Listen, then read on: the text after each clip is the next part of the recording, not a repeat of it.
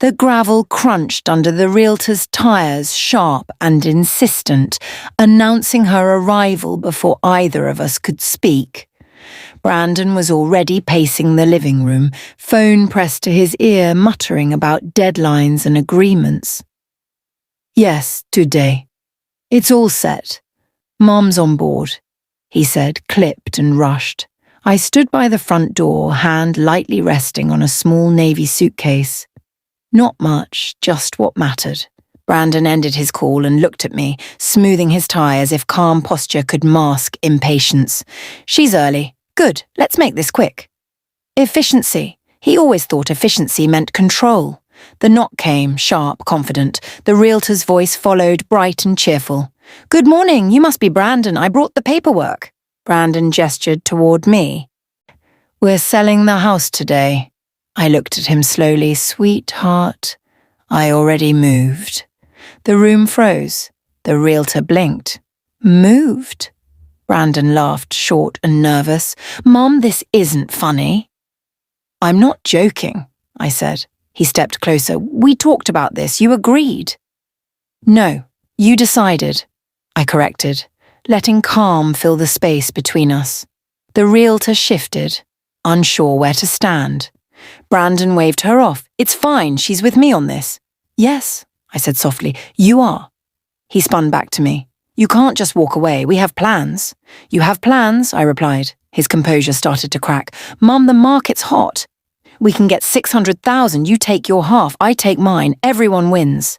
I'm not splitting my life for your convenience." The realtor hesitated.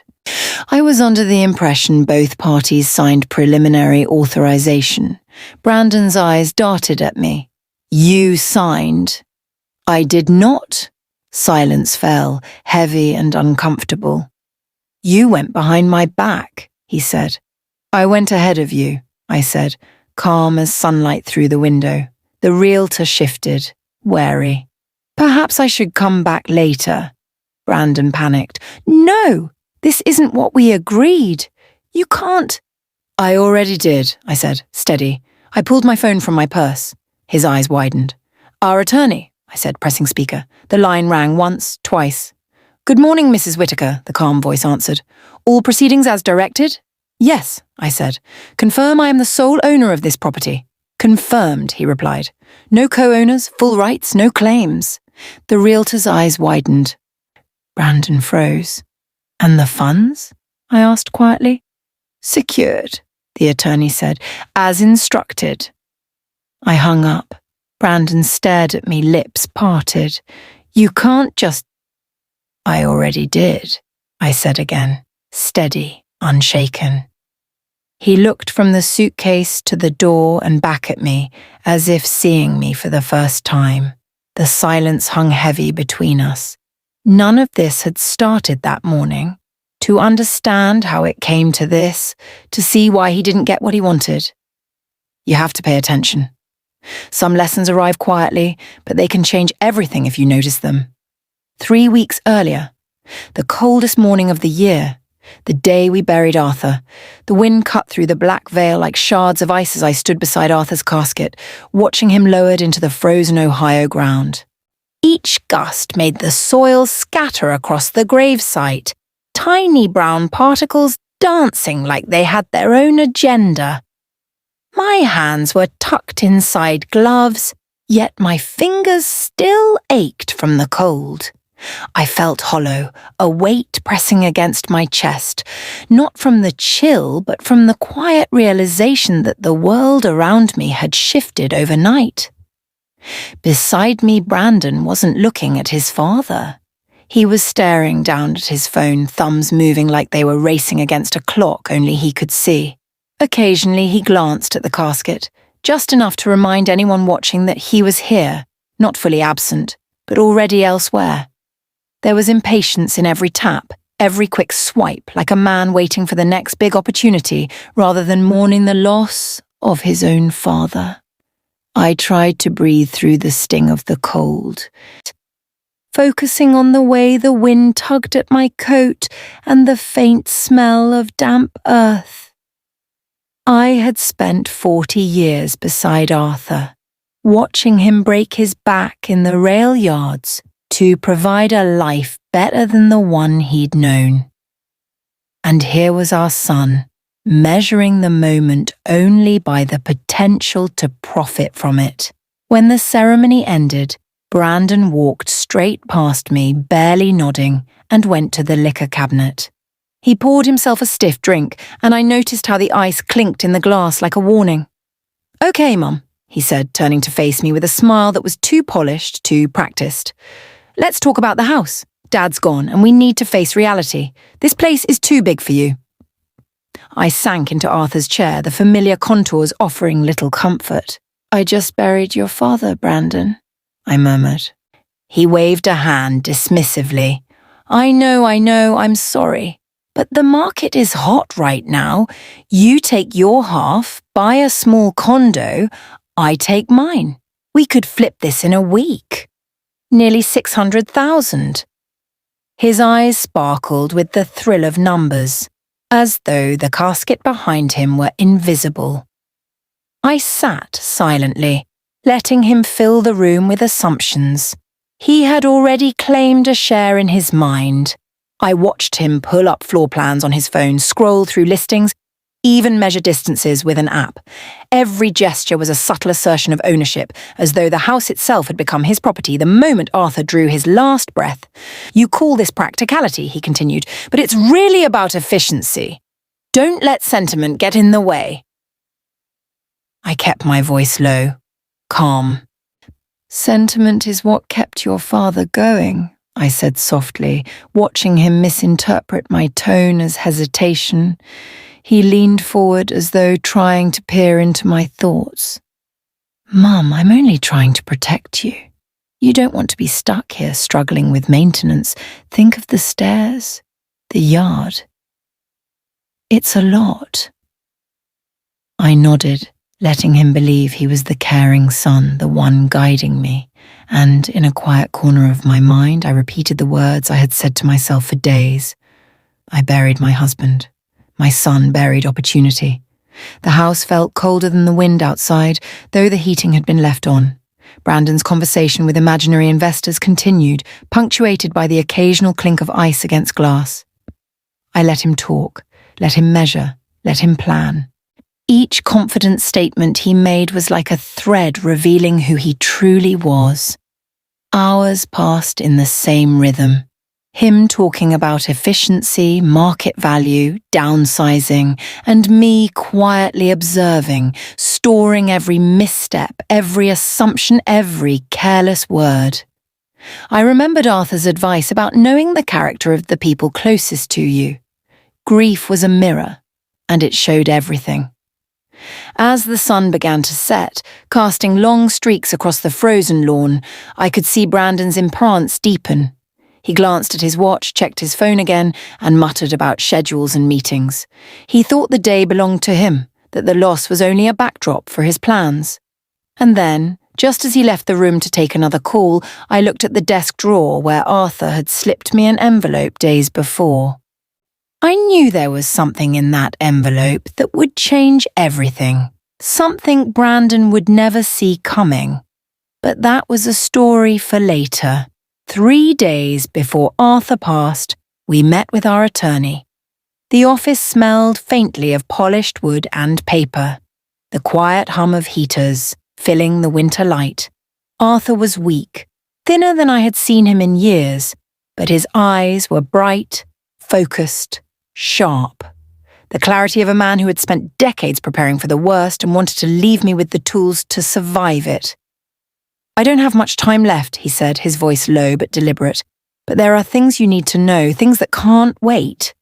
I leaned forward, heart heavy but alert, listening.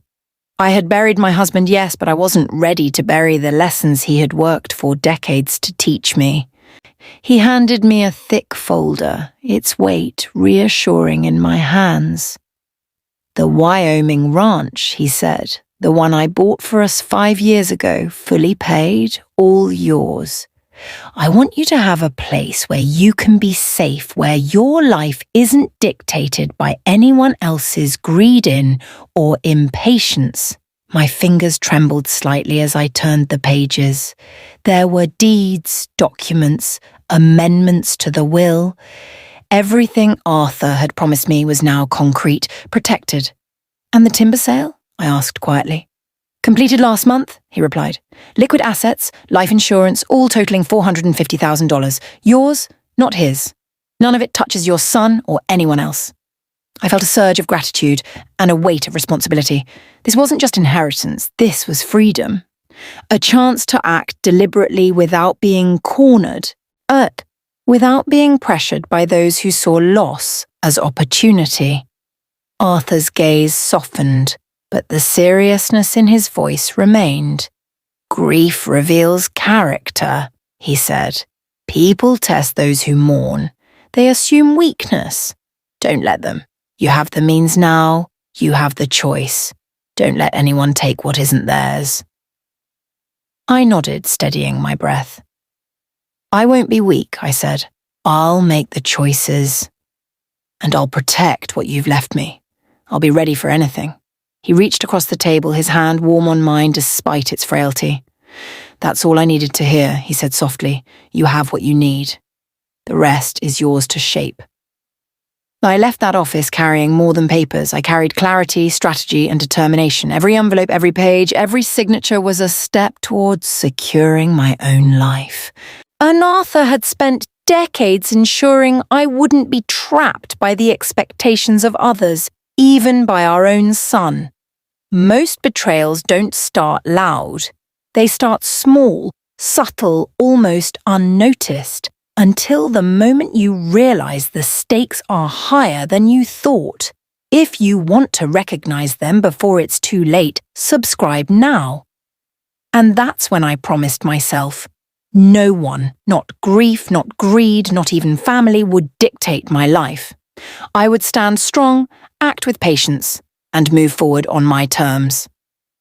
The day after the funeral, Brandon arrived with a sense of purpose, carrying his laptop in one hand and a briefcase in the other. He announced that he was here to help, though the way he swept into the house made it clear he meant to take command. Every step he took echoed across the hardwood floors, a rhythm that seemed designed to unsettle me, to mark the territory as his own. He immediately plopped down at the kitchen table, opening his laptop and tapping furiously, phone pressed to his ear at the same time. Each call was loud, boastful. He was negotiating deals, consulting with imaginary investors, or maybe just asserting control. I watched quietly, sipping tea, letting him think he had the upper hand. "Mum, the living room furniture is all wrong for photos," he said, measuring with his eyes as he paced the room. "We need the shots to show space. You don't want buyers to feel cramped, do you?" I nodded slowly, pretending to agree, my hands folded over my cup.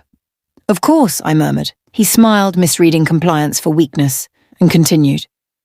"I found a great senior living facility," he added, tapping the tablet on the counter.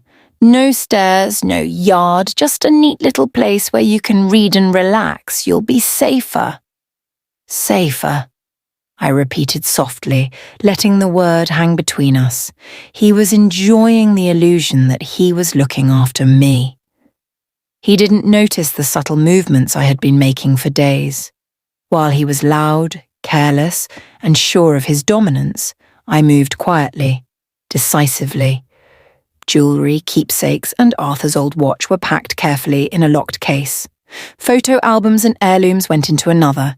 Each item was catalogued, labelled, and discreetly delivered to storage across town. I had hired a moving company that specialised in privacy, no uniforms, no logos, no questions. Every transaction was silent. The cash from the timber deal and life insurance had already been transferred to a private account that Brandon would never know existed. The Wyoming ranch, Arthur's gift, was already mine in every sense that mattered. "Mum, are you going to unpack that box?" he asked, crouching to peek inside a cardboard container. "You can't live like this forever. Be practical." I smiled faintly, letting him think I was overwhelmed. "I suppose I'll get to it," I said, voice soft and unassuming. He nodded, satisfied that I was still the frail widow he expected. Every day followed a pattern. Brandon's loud presence, his constant commentary, his insistence that I needed guidance.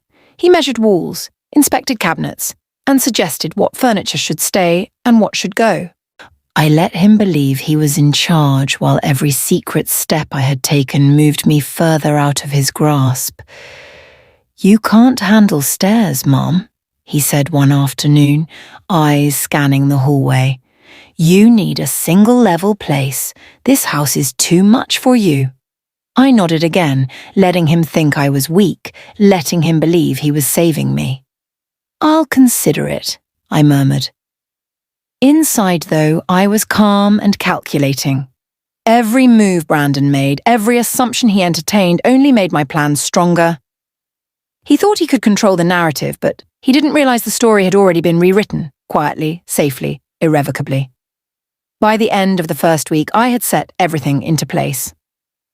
The storage unit held all my valuables, the bank account was secure, and the ranch manager had been quietly retained. Each day, I watched Brandon grow more confident, unaware that his assumptions were illusions. But pressure makes people sloppy, and by week 2, Brandon began leaving traces of his impatience.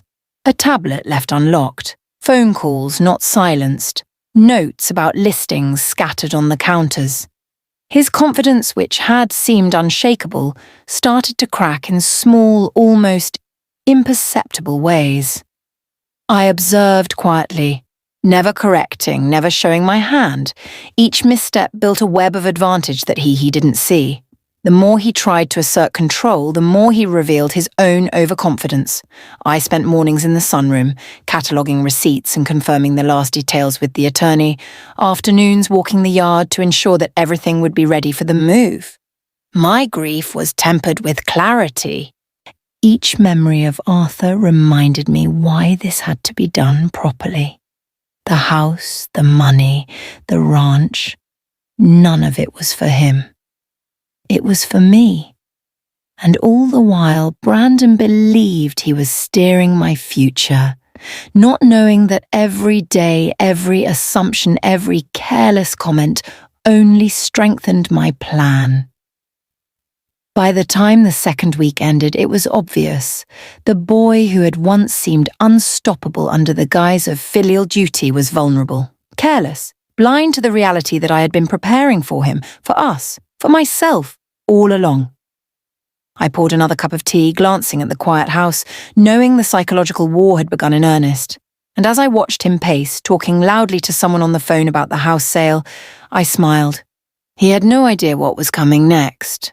By the start of week 3, Brandon's confidence had grown reckless. He walked into the kitchen one morning, phone in hand, a grin stretched across his face. "I called the realtor again," he announced as if it were a victory. "Photos are scheduled for tomorrow. We'll split the profits, Mom. You agreed, remember?" I looked up from my tea, calm, controlled. I said nothing. Let him believe he was leading. His voice carried across the house as he called neighbors, casually dropping hints about the upcoming sale. "Mom's moving out," he told them. "We're selling the house. Big opportunity." Each word was like a hammer striking an empty bell. He believed the narrative he had spun, that I was weak, that I was reliant on him. Meanwhile, my own escalation was quiet, deliberate. While he strutted through the house, I confirmed with the ranch manager that the livestock arrangements were ready, that the house at Wyoming had been prepped. Flights were booked, the private movers stood by, and the house appraisal had been completed weeks earlier, quietly without his knowledge. My attorney remained on standby, ready to enforce what Brandon had no idea even existed. As he boasted, I let my mind drift, recalling the life Arthur and I had built together, memories of his laughter, his stubborn pride, the way he once looked at me with unwavering trust, and then Brandon as a boy, curious, demanding, mischievous, so different from the man who now assumed dominion over my grief. The contrast was sharp. "Mum, you're sitting there like nothing's happening," Brandon snapped, pointing at me as he gestured toward the living room. "This is your future!" "You need to be practical. You need to see that I'm doing this for you." I let a small smile flicker, soft but unreadable. "Practical," I murmured, the word warm on my tongue. He heard it, misread it, thought it consent. Each day his actions became bolder, his words louder. He didn't notice the subtle threads I had already woven, his assumptions about control, his imagined power over me, all quietly unraveling in ways he couldn't yet detect. One afternoon, I caught him in the sunroom, sprawled across the sofa, bragging into the phone. "The house will be listed by Friday," he said. "The money from the sale? That's my capital for the firm. Mum agreed she's going to make it easy." I set down my notebook, staring at him without a word. The weight of that declaration sank in, not because it shocked me, but because it confirmed everything I already knew about his character. This was not a son looking out for his mother. This was a man calculating, claiming, attempting to take what he assumed was his. I poured another cup of tea, letting the aroma calm the pulse in my veins. Each sip was a reminder. Clarity had replaced grief. The grief for Arthur was present, yes, but now it moved alongside focus, precision, and quiet preparation.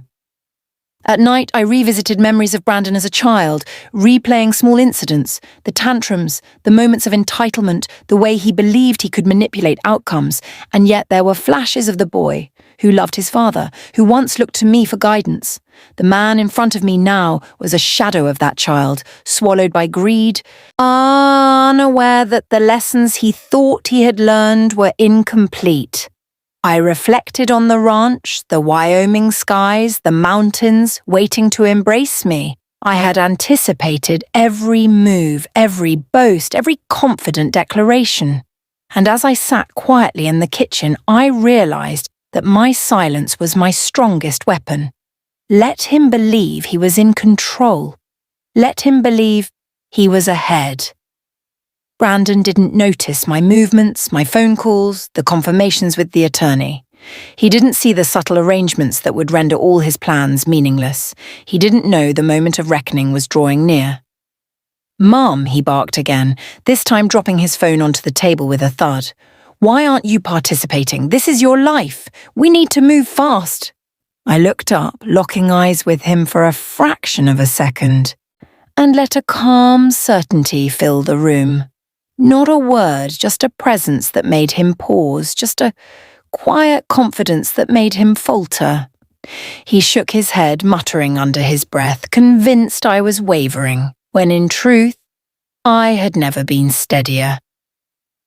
That evening, I reviewed the final details with the ranch manager, checked the timing with the movers, and made one last call to the attorney. Each step reaffirmed the advantage I already held. Each detail secured meant that when Friday arrived, Brandon would discover that control is only as real as the one who holds it. I poured another cup of tea, the warm liquid grounding me in the quiet of the house. I thought of Arthur's words, that grief reveals character. And in that moment, the contrast between us was undeniable. One of us moved with thought, planning, and foresight. The other moved with noise, assumptions, and arrogance. I glanced toward Brandon, pacing the living room, phone in hand, unaware that the web of preparation I had spun would leave him powerless when the final move came. Then, in the stillness, I allowed myself a small, almost imperceptible smile. He had no idea that every boast, every statement of assumed control only confirmed the success of the plan already in motion. And then Friday arrived. Friday morning arrived colder than usual, the sun struggling through grey clouds. In the kitchen, Brandon leaned over the counter, tapping his fingers like a metronome, frustration simmering. "We have 20 minutes before the realtor gets here," he barked. "Everything has to be ready. Pack your things. Clear the counters." His voice was sharp, impatient. The kind of edge that comes from someone who believes time is on their side. I moved deliberately, unhurried, flipping pancakes and brewing coffee as if nothing extraordinary hung in the air. The smell of sizzling butter and warm bread filled the room, a stark contrast to the tension crackling between us. Brandon's eyes flicked from the stove to me, confusion mixing with irritation.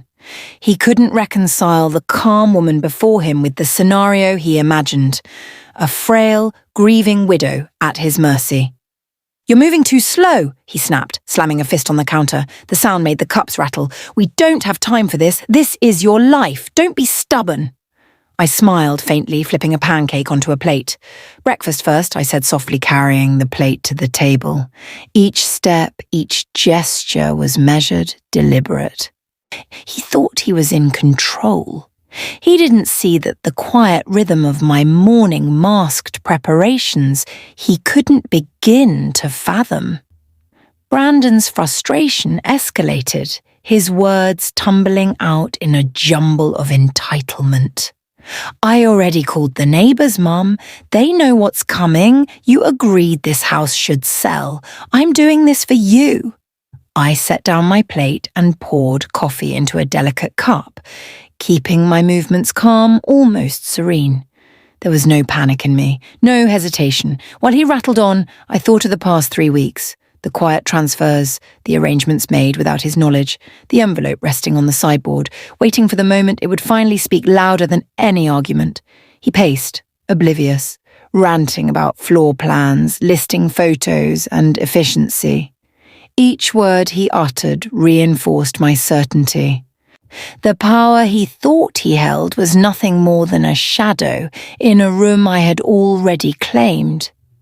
Finally, I placed the envelope on the table, pushing it toward him with one hand. His eyes followed the movement, suspicion flashing across his face. "What's this?" he demanded, voice tight, hands hovering over the cream-coloured paper. "Open it," I said, voice calm, measured, almost gentle. No hesitation, no tremor, just the certainty that comes from knowing every piece is in place. He tore the envelope open, unfolding the thick documents inside. His eyes scanned the lines, and for the first time that week, words failed him. His confident posture faltered, shoulders slumping as he read each item. The quitclaim deed, 400 acres in Wyoming in my name alone.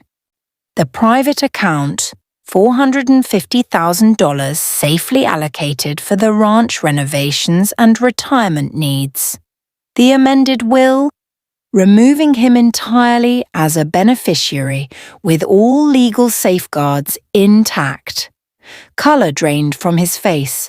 A hand shook as he held the papers, the room suddenly too small for his imagined authority. "You can't do this," he whispered, disbelief choking the words.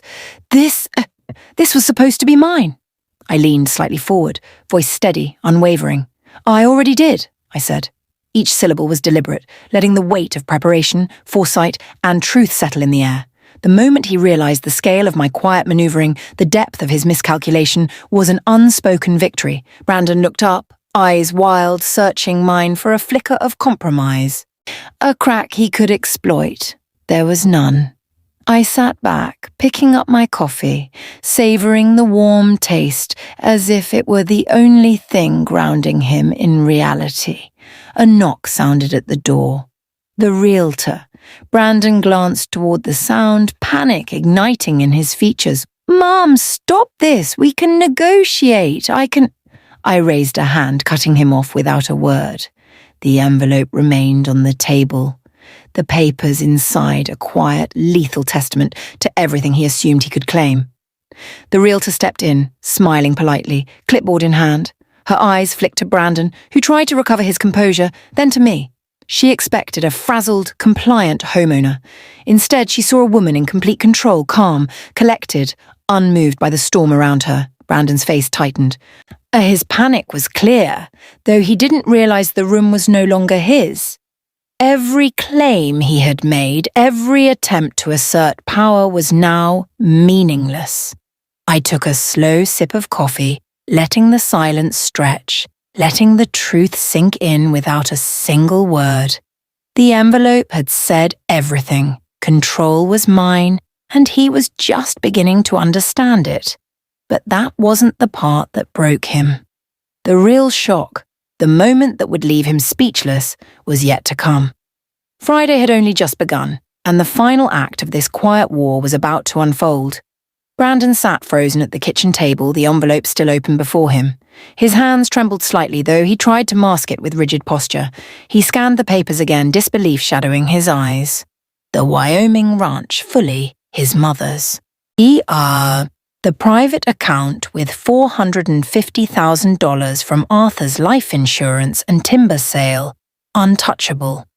The amended will, Brandon removed entirely. Every assumption he had made about control, inheritance, and entitlement crumbled before him. He wasn't a co-owner, a beneficiary, or authorized to touch a thing. Not a single part of this future he had imagined belonged to him. I rose slowly, my movements deliberate, the calm of someone who had already won permeating the room. My suitcase, neatly packed for days, waited at the door. Every cherished item, every memory, photo albums, jewellery, the china set Arthur had given me, was transferred to storage. Private movers had handled it quietly, leaving no trace. Every plan had been executed with precision, quietly and invisibly, just as my husband and I had intended. This wasn't revenge, it was living the life we had built for ourselves, safe from greed and manipulation. Brandon's gaze flicked from the envelope to me, confusion battling with anger. His voice wavered, almost pleading. "Mom, wait. We can split it, I can—" His words stumbled. "I can make this fair, don't leave, just please." I shook my head slowly, letting him see that no pleading could sway me. My voice was steady, deliberate. "You tried to sell my home. I sold your illusion." For a moment he didn't respond. His jaw tightened, shoulders slumped as the truth sank in. He had no leverage, no inheritance, no control. The quiet authority I carried through these past weeks now filled the space, pressing against his failed assumptions. Every phone call, every pushy comment, and every attempt to force my hand had been met with calculated patience. I had been present, but always in control. I moved toward the sideboard, retrieving the keys to the Wyoming ranch. My hand held them as if they were a crown, symbols of the life Arthur and I had secured together. I extended them toward him without a word, letting the gravity of the gesture speak. "These go with me," I said calmly. "Every detail has been handled, every plan executed. There's nothing left for you here." His hands hung limply at his sides. He searched my face for a sign of weakness, for hesitation, for any crack in my resolve. There was none. The calm I exuded only made the reality more damning. He realized finally that the power he thought he held was an illusion. Every boast, every plan to manipulate and control had met a quiet, unyielding resistance he had never anticipated. I glanced again at the suitcase, then back at him. "We've all trusted the wrong person," I said softly, addressing not just him, but anyone who might listen. "If this story taught you something, stay with us. Learn from it. Protect yourself. Never underestimate quiet preparation. Greed doesn't announce itself. It doesn't knock on the door. It creeps in, and if you're not ready, it can take more than you realize." Brandon sank into the chair, overwhelmed. The house, once his imagined playground for control, now felt empty and alien. Every corner reflected his misjudgment. Every shadow seemed to remind him of what he had lost. Not just money, but influence, trust, and the respect of someone he had assumed would always bend.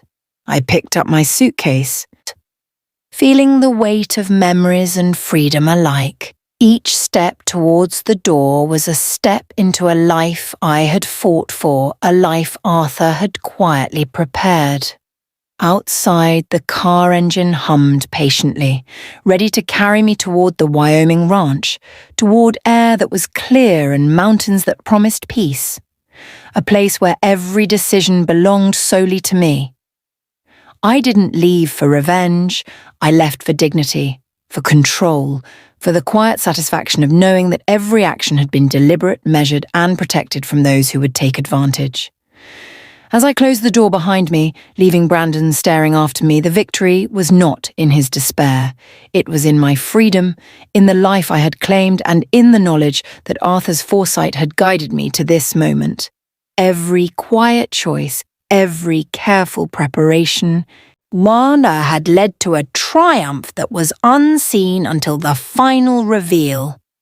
And in that stillness, walking toward the car, the truth became clear: the power of preparation outweighs any attempt at force. I stepped inside, the door locking gently behind me. Outside, the world waited, but I carried with me the certainty of control, independence, and the life I deserved. I stepped out of the car and let the cold mountain air hit my face. It wasn't bitter.